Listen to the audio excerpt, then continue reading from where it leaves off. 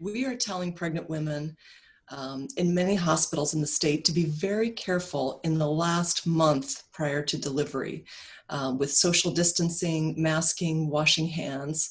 And the reason for this is that pregnant women are probably more susceptible towards the end of their pregnancy to a severe COVID-19 pneumonia.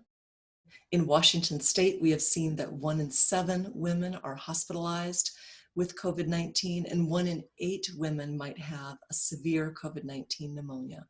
The data suggests that women that were overweight or obese prior to pregnancy might have a higher risk of a severe COVID-19 pneumonia. We're also worried about women that might have high blood pressure or diabetes in pregnancy or other kind of risk factors or high risk factors.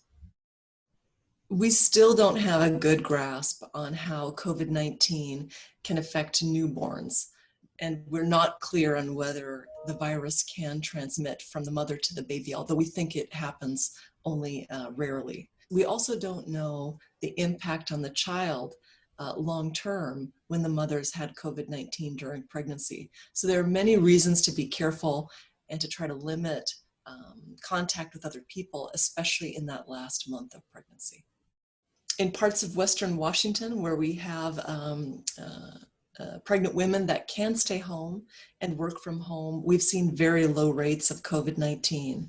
In other parts of the state where many women are essential workers in agriculture, we've had much higher rates of COVID-19, and this is a focal point right now for the Department of Health in Washington state. So some of the rates of COVID-19 can be explained by social determinants of health and who can stay home and who cannot. I think that we need to remind everyone that COVID-19 is not a cold and it is not a flu. It is a possibly lethal infectious disease. Lower risk activities for COVID-19 transmission would be anything that can be done outside, and especially where people can be separated 6 feet from one another. So, but anything that is indoors and in close contact would be much higher risk. So we really recommend masking when you cannot be more than 6 feet apart from people around you.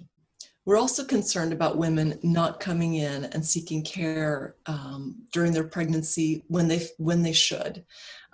We and many other hospitals have pivoted towards a tele-OB program, which is giving most of our care through telemedicine for the protection of the pregnant woman.